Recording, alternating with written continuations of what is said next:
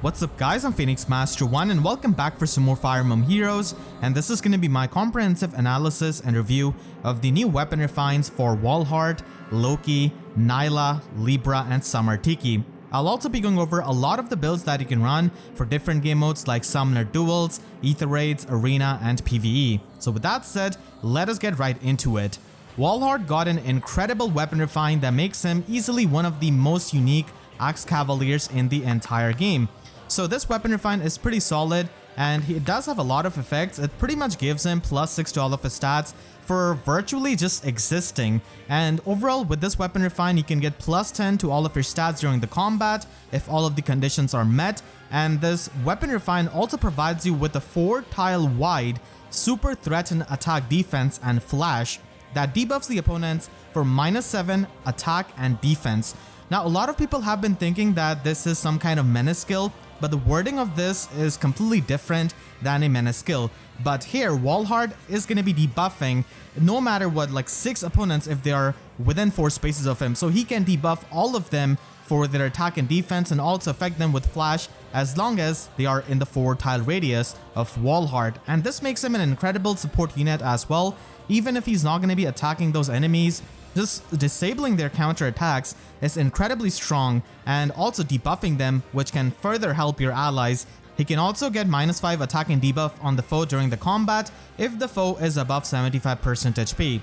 So overall, this weapon refine is really easy to activate and work with, and most of the time he's going to be having all of these effects active, which increases his combat prowess by quite a lot. So Walhart is super solid as a unit now and can function in so many different game modes, especially in Arena as a Duel Cavalry unit. He's incredibly strong, and also in Pawns of Loki, he is gonna be a menace. If you hate facing Kempf, Niffle, and all of those units, then oh boy, Walhart is gonna be annoying.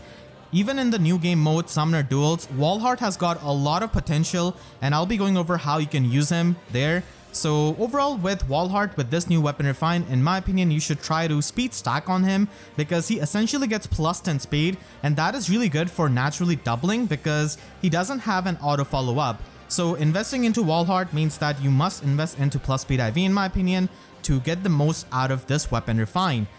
As for his builds, if you want to use him on a budget, then you can just focus on increasing his attack so that he can one-shot. Increasing his speed is not going to be giving you the best results because here we do not have any merges or dragon flowers. Speed IV is good when you have investment onto him, so you can just run double death blow with Lance Breaker. And he can be useful in Arena Assault, especially with that flash status, because nobody really runs Null Counter Disrupt in Arena unless you're facing something like Ascended Fiarm. And Ascended Fiarm only has Null Counter Disrupt against the ranged units, so Walhart can still attack someone like her for free. So this is an option, and you can also just invest into him heavily. A lot of Walhart fans have invested into him already, so this is the kind of modern build that you can run. A double solo build is going to be really good, and it is synergetic in general with Walhart, and he is a high mobility unit, so it's perfectly fine on him. And if you cannot have access to the Neotrace skill, then a Lult skill is a pretty good option, and we recently got Percival from the Divine Code section, so you could run that. But if you have access to Lult Speed Defense, that is also a viable option here. I'm just going with the free-to-play one because Percival was pretty recent. And then you can run Speed Smoke in his Slotsy because he already debuffs the attack and defense of the opponents, and a menace skill is super redundant on him. So in my opinion, you shouldn't be running a menace skill. Instead, you could just try to run some kind of smoke skill and he should be doing fine. Now, this is the perfect ideal Walhart build in my opinion, and this is the build that you can use in Summoner Duels as well. In my opinion, he's going to be working a lot better in Book 3 and prior metagame because his really strong weapon refine is going to be shining there, where he doesn't have to face a lot of the modern power creep units. So he's going to be a really solid unit there with the Neotrace skill, and he can just flash the opponents and debuff them for free. And because of the nature of the map and how it functions, this kind of super threaten gives you a lot of value. And even if Walhart goes deep into the enemy range to attack them and stays there in their range, he's still going to be fine because his physical bulk is really top notch. It's pretty high, and he already gets even more juice to his defense with this weapon refine. So he's going to be really physically bulky, and he can still take on a lot of the opponents. And investing into his speed also means that he's going to be better defensively, as not many units are going to be able to double him. So all in all, investing into his speed is the best option, and attack speed Catch has got incredible synergy with his weapon where he's going to be debuffing the opponents, so it's easy activation for the Catch skill. Near Trace skill is pretty much the best option here for slot B if you can have access to it, and slot C is kind of flexible and a solo skill does work in both phases. His special is a bit weird, like you can run Moonbow but you're already debuffing the opponent's defense by quite a lot, and Bonfire is really good because you have such high bulk, so it can be helpful in the next combat after he has initiated on an opponent. You can also use him in Arena, and he's easily one of the better units in the free-to-play pool of Duel Cavalry 4. I think that Cecilia is still a bit better because of her matchups in general, but Walhart can provide you with that support of Flash, which is super unique in Arena, especially from the free-to-play pool. So again, the near trace skill is going to be the best skill for slot B, and Panic Smoke can work because everyone and their mom runs some kind of rally skill in Arena, so Panic Smoke is really fantastic. Ruptured Sky could be run. Again, you can run Gale Force here, but it is going to be a bit harder to trigger because he doesn't get -1 special cooldown. So it is going to be taking 2 combats for you to activate your Gale Force. So it's not the easiest to use with how he inflicts the flash effect. And he can also be a big threat in Pawns of Loki, like I mentioned. Whenever next time we get Pawns of Loki, I fully expect to see a lot of Walharts, and I also want to use him in my own brigade because he's just incredible, just flashing opponents, debuffing them at the same time without even attacking, unlike Niffle or Kempf, is super good. He doesn't need to do anything, and he's already going to be starting to be annoying. So just use him with this kind of build. You can run HP +5 in Slotty if you do not have G-Duel Cavalry 4, of course. And finally, if you want to use him in Aether Raid's defense, I think this is the build that you could go for. It is extremely high investment, but he is going to be really annoying. Now, the way you can use Walhart the best is, in my opinion, having him not on the front line, because if you have him on the front line and he has got a big threat range, then people who use near save armor units can simply have another ally just take the flash effect and then tank Walhart. And Walhart is going to be having trouble tanking something like Arden, for example, who is really strong and really bulky. Like I said, a lot of smart opponents will try to avoid the flash effect from Walhart, so they're going to be having some other unit in the range of Walhart and having their near save unit out of the range. And in that case, Flowguard can really help you because a lot of near save armor units like Brave Hector, Brave Edelgard, Valentine Gustav, all of these units have some kind of special fighter or steady breath that they can retaliate back with a special. So Flowguard just allows you to not die to their hits with Walhart and still do a good amount of damage. And he can easily apply the Fatal Smoke effect, which is going to be further annoying them so much because a lot of them are going to be having some kind of healing.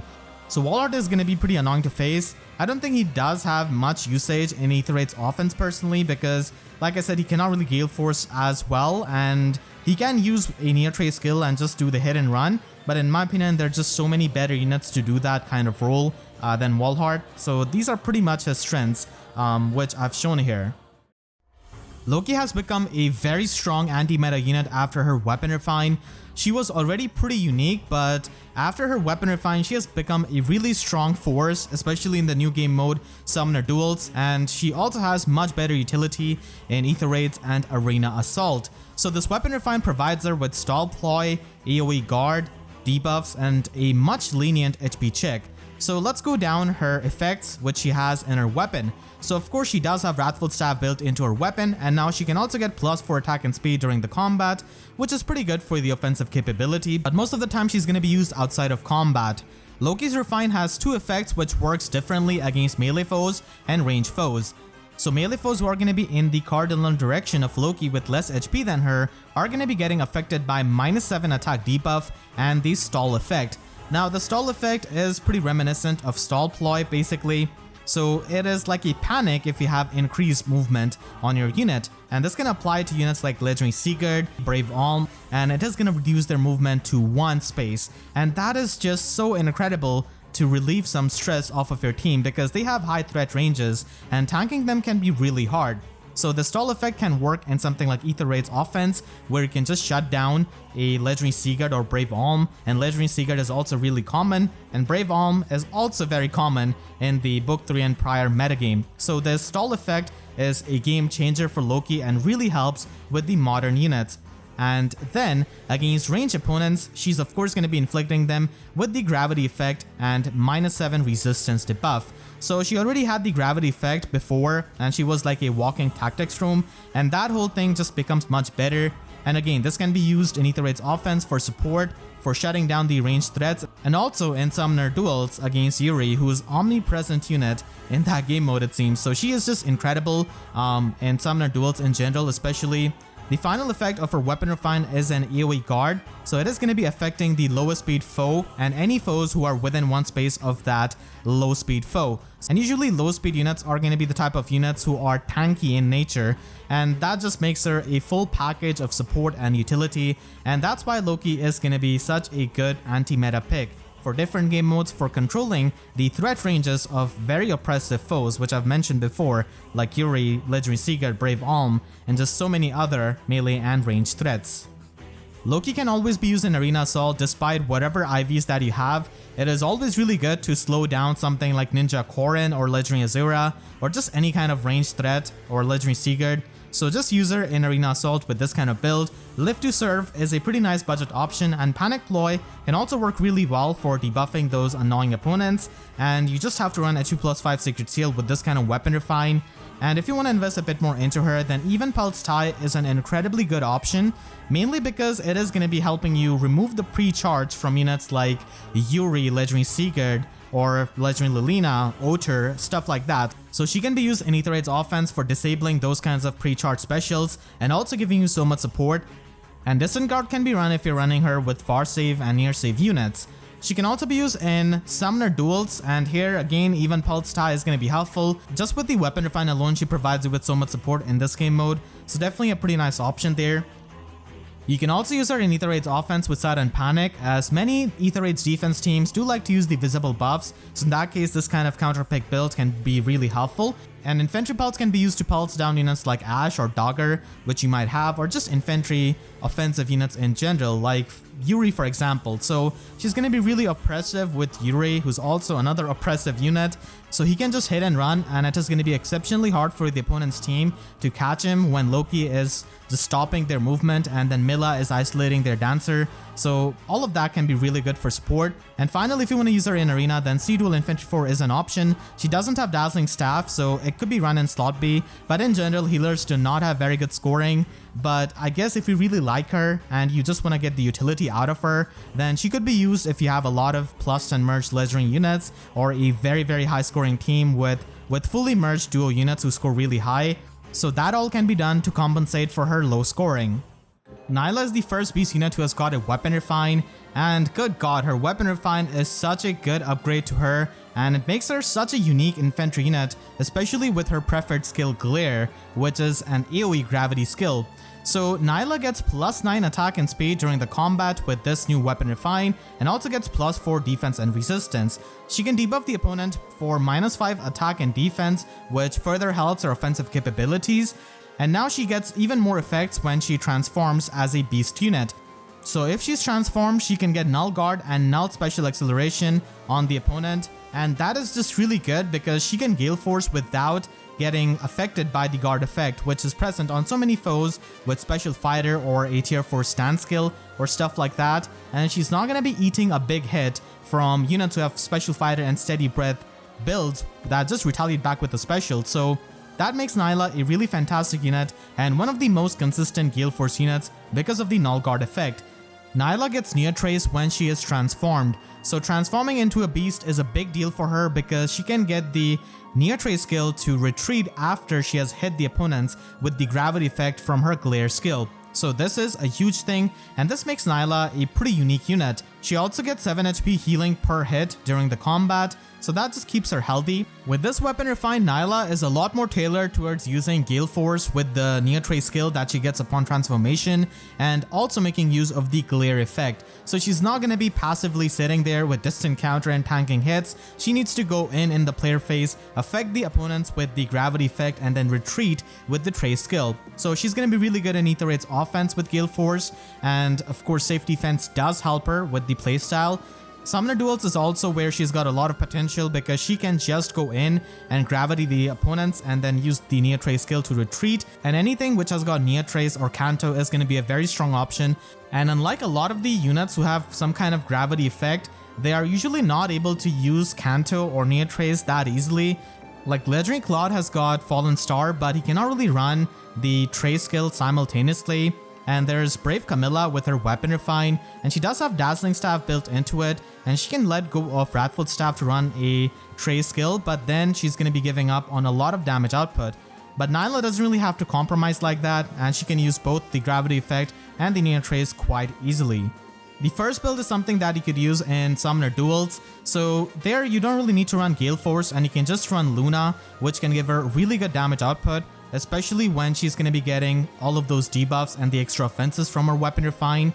And Luna becomes a 2-turn special because Wolf Queen Fang does have -1 special cooldown, and with Null Follow-Up she can nuke pretty easily and then just get back with her Trace skill and Gravity the opponents with the Glare. You can also use her with Flashing Blade 4 when you're going to be using her with Gale Force, and Gale Force becomes a 4-turn special with her, so that is just perfect. And Flashing Blade 4 also gives her more damage output with the true damage, and Null Follow-Up is pretty much her best lot B skill in my personal opinion, and you can run a solo skill just to give her some more offenses. She can be used in Aether Raid's offense with a Wings of Mercy build.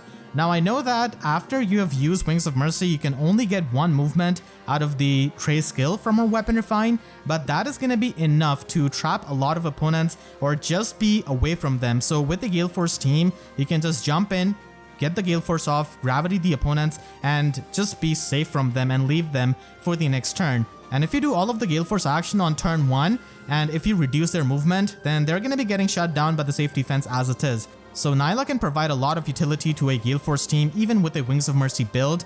And in the light season we've got Ashe, who's going to be used a lot on any kind of Gale Force team, and Mila is usually not used on a Gale Force team. So Ashe can just help Nailah transform, and Nailah's transformation is really important for getting the Trey skill, so that could be done. And she can also be run as a hit and run unit. With Safety Fence, this is really good, and she doesn't have any kind of close call or any kind of damage reduction skill, and hit and run is basically the best you can run for this kind of build.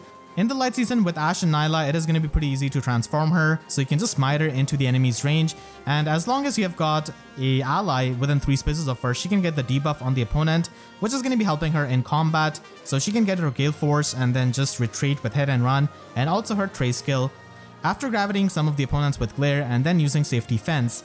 You can also use her with Distant Stance or Distant Counter, but I would only recommend this at max investment, because at lower investment she's just much better used as a player phase unit. So yeah, if you have a highly merged Nailah, this is an option. Steady Breath is an option, and Sacred Seal so that she can fire off Bonfire, and she of course has the standard infantry transformation where she does get true damage on the special triggers. Of course with Gale Force she's not going to be getting the true damage, so that could be a bit of bummer for many people, but trust me, it's totally worth it using her with Gale Force with the strengths that she has got. And if you do have her at max investment, then of course she can be used in Arena with B-Duel Infantry 4.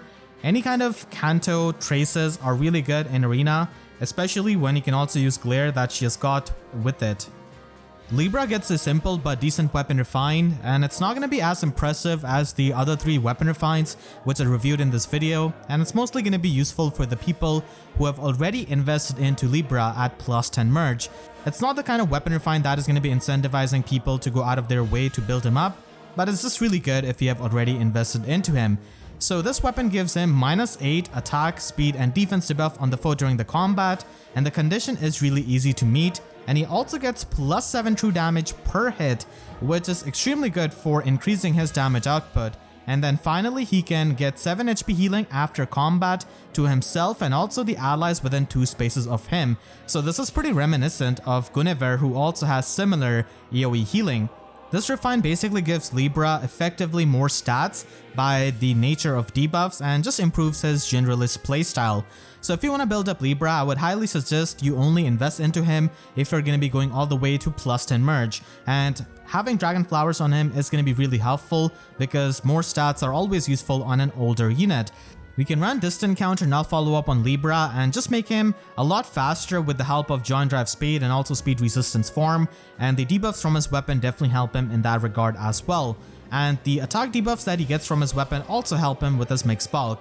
You can just make him into a melee tank as well by using attack speed unity, and this allows him to function in both phases and also just have some kind of way of dealing with the debuffs on attack and speed. Mystic Boost on top of his Weapon Refine gives him 14 HP healing after each combat, so that is incredibly good for staying healthy for a tank. And then if you want to go all out, then you can also run a max investment summoner support build with a damage reduction skill in slot B. Now keep in mind that Libra is not the fastest unit for making use of the damage reduction skill, so that's why any kind of additional help for increasing his speed is much appreciated. You can run distant pressure for his slot A, which can give him the extra speed, and the recall damage does get counteracted by the innate healing of his weapon, so he still is going to be healing up 2 HP after each combat with this kind of build, and Giant Drive speed and speed resistance form just gives him even more speed. In my opinion, Glimmer kind of scales off a bit better than Moonbow for his special, so that could be run, and then you can use them in arena with G-Duel Infantry 4 and Null follow-up. So the innate healing of this weapon is going to be super helpful, and because he's mostly going to be staying near his allies, Blue Flame could be an option for a special because we're going to be debuffing the opponent's attack by a lot with his Weapon Refine as well as the Menace skill. So Ruptured Sky is not going to be scaling off that well, and Attack Speed Menace can stack up with the innate debuffs that his weapon can provide, so that just makes him a lot more bulky and makes him faster.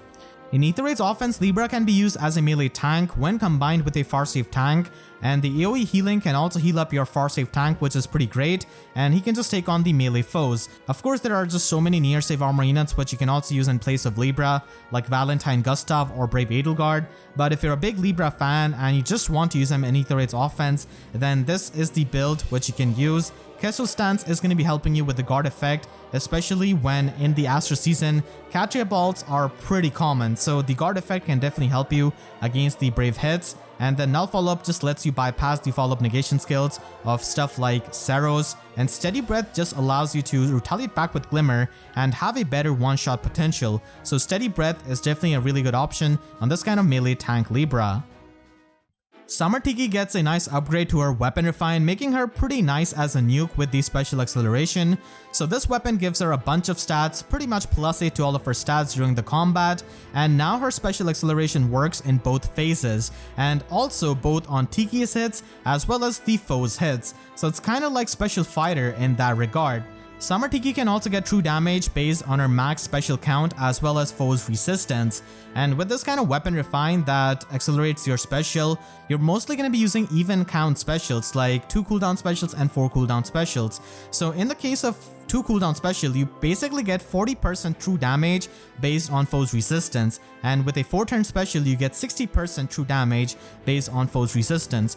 So this Weapon Refine pretty much helps Tiki be a nuke with these specials. Unfortunately, she cannot have access to Ruptured Sky or Gale Force, so her options are kind of limited because of being a flying dragon. She also doesn't have access to a lot of slot B skills, but pretty much Tiki is going to be functioning as a nuke by spamming the specials and getting a lot of damage along with the true damage that she can get based on foes resistance. Now we have pretty much seen how Moonlight Bangle functions of Brave Erica and how the true damage scaling on foes bulk can be really good. So Summer Tiki can certainly make pretty good use of this, but it's not going to be as insane as Brave Erica, of course, because again, Tiki does lack many of the skills because of being a dragon. So if you want to use her on a budget, then you can just run Fury 3, and improving her speed stat is definitely going to be helping you, so Speed Smoke and Attack Speed Solo can help you. There's really not many slot B options, so Hit and Run is pretty much going to be helpful here. But if you want to invest into her, then you will definitely need some premium options. So Sparrow and Dive Bomb does work with the rain skin in player phase, and because she gets the special acceleration, she can pretty much trigger Glimmer on her second hit, which can really help you get the KOs. And Surge Sparrow is used on Brave Erica, and she also functions similarly to Tiki with how her true damage functions, and here Tiki also has the advantage of getting even better special acceleration. So Surge Sparrow is a really good player phase option, and you can combine this with a Neo Trace skill. Now unfortunately, as of making this video, there's no resistance based Neo Trace skill available, so you'll have to wait a bit, but once it's out, it can be a really good option on Summer Tiki. And you can run Attack Speed Drain so that she can have a bit better bulk and also better speed. Surge Sparrow combined with a 4-turn special like Ignis is going to be giving you huge healing and also giving you a lot of true damage because of her Weapon Refine. So she can certainly use high cooldown specials like Ignis, but it is going to be depending on the foe to counter attack so that you can trigger the special in a single round of combat. Still a very strong option. At higher investments, you can certainly run a Cat skill on her with a Neo Trace skill, and this can basically help her function in both both phases. In Arena, she can function as a flying dragon, which is going to be helping you with the mobility, and she can also provide your team with the guidance support, and Neotrace support is always going to be helpful. Now, Ether is pretty much one of the specials that she can run along with Blue Flame. Blue Flame is a 3-turn special, and Ether also works because of the special acceleration, and she can get a lot of true damage and be a big nuke when Ether is charged up. So that's an option if you have a max investment Tiki. And finally, you can also use her with either Dragon Wall or even Dragon's Wrath, and this is a one-shot build that you can use in Aether 8's offense when you combine her with Muspel. So the point of this build is to get one-shots and just capitalize on Tiki's strengths, which is spamming specials and getting true damage from her weapon refine. And then we stack up even more true damage with Dragon's Wrath, and then we stack even more true damage with Muspel. So this gives you some incredible one-shot potential, and she's gonna be healing up HP with Mystic Boost. So there are not too many options available for Tiki, and if you want to function in enemy phase, then something like this can definitely be helpful. Dragon's Wrath is a really niche skill which not many dragons can use, but Tiki can certainly try to use it and just get the one-shots with her specials, and this is the build pretty much capitalizing on that. So hope you all enjoyed this video. If you did, then make sure to share this video with your friends who are thinking of building up any of these units. The Weapon Refinery batch this time was definitely pretty amazing, and if you enjoyed, then make sure to leave a like and a comment. Helps me tremendously, and if you really enjoyed, you could always support me directly by using super thanks down below or by becoming a YouTube member. And for more Fate analysis videos, make sure to subscribe and hit the notification bell, because YouTube sub boxes are about as functional as Walhart's enemies counter attacks. So that's it, I'll see you guys next time. Thank you so much for watching and have a great day.